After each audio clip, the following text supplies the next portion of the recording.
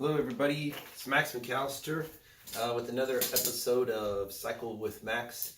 Going to do a series of videos on tires and things related to tires.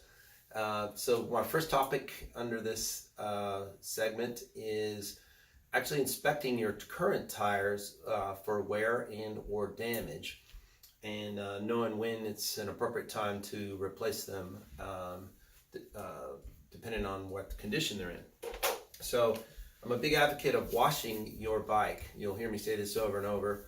It's the one chance that an ordinary person, even if you're not a mechanic or not mechanically inclined, it's your one chance you get to look at your bike and find things in advance of them going wrong that you can go ahead and then take to your local bike shop and have them repaired if you're not interested in working on your own bike. So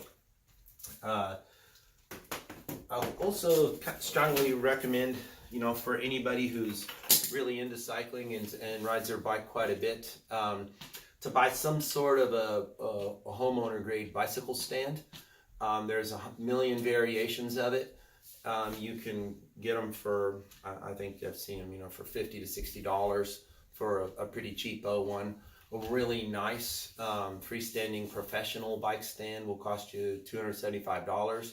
So if you're an avid cyclist, you have several bikes, you like to work on them, or you take care of your family's bikes, you might want to invest in a nicer stand, mainly because they're just more stable. So anyway, back on to the tire thing. The reason I suggest a bike stand is it lets you put your bike in the air while you wash it, spin the wheels, and clean the drivetrain. So while you're spinning your wheel, you actually need to just visually inspect the tread. So don't spin it quickly. Actually take a moment and walk the tire around and look at the tread visually and see what you see. So you're looking for cuts, damage, dings, anything like that. So if you happen to find some form of a cut in the tire, if it's inflated, it's going to be difficult to inspect the depth of it. So just let the air out of your tire, and then once it's out, you can pinch it. And when you pinch the cut open, you can look down in. So if it's just a little cut on the top of the surface of the rubber, it's probably okay. But if you can see down into it, like, it's actually a wound of nature, particularly if you can see any kind of cord, then the tire's ruined and you're going to have to replace it. Now, past that, say you don't have any visible damage to your tire, that doesn't mean it might not be time to replace your tire. So, tires, as they start out in life, have a nice round shape to them, like we're all familiar with looking. But the longer you ride your bike, the more they're going to start to square off on the bottom, until eventually they're very, very squared off.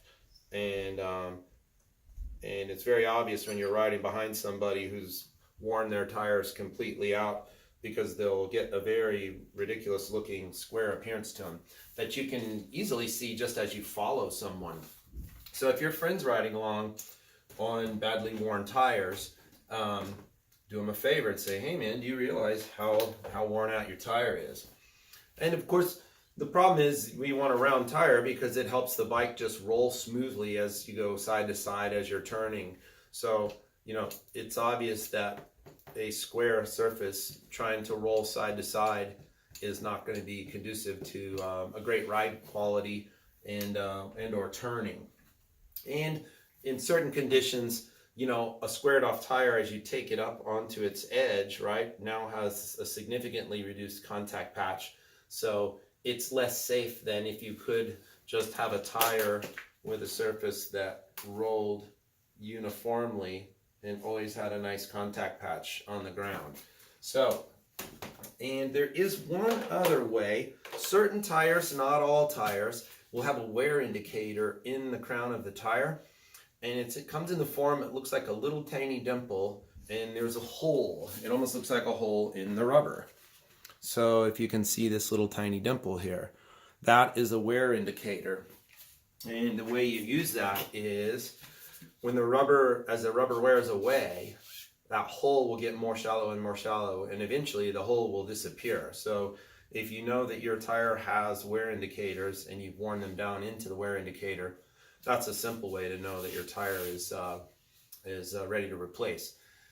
And past that, another reason is obviously the more rubber that's missing from your tire, the more prone to puncture it is. So nobody wants to be sitting on the side of the road working on their bike when it's either freezing cold or burning hot, and making 25 of their friends wait on them just because they've neglected their bike and they're not rolling on good rubber. So you don't have much of it, just a couple of little bits touching the ground. This is probably one of the most important safety aspects of your bike. So please stay on top of it. Make sure you're rolling on good rubber so you stay safe and enjoy many long rides. So my name is Max. Please subscribe to my videos if you like this information and share them with your friends.